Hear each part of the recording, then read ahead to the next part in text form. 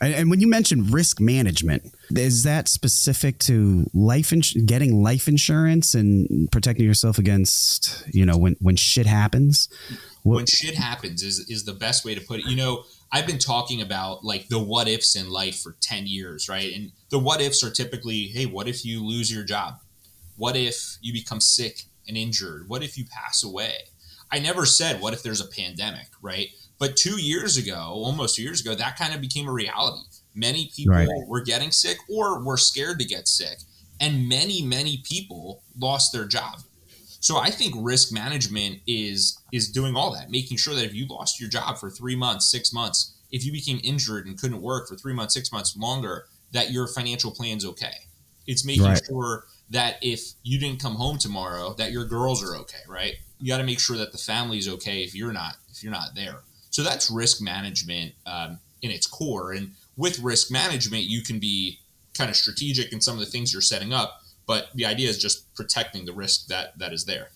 When COVID hit, was there something? I know I didn't have anything aside from, I got the PPP loan, but outside of that, outside of, SBA and government programs, was there something that people smarter than myself could have tapped into, like an insurance policy that could have protected them if they were, say, working in a restaurant, right? Because the restaurants were shut down. Yeah, there really isn't, at least from what I know, there isn't an insurance policy yet that protects from, a pandemic or something catastrophic that causes you from losing your job.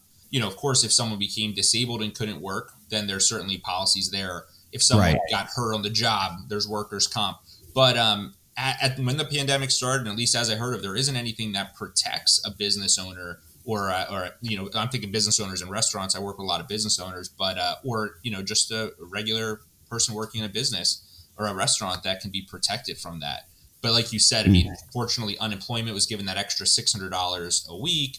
There was the SBA and PPP, so there was a big way to get over it.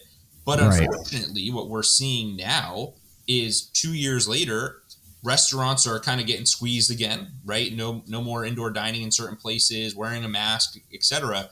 And there isn't this stimulus. There aren't the PPP loans. There aren't extra unemployment. So I think now is when we might be a little bit nervous for people, especially in the food industry.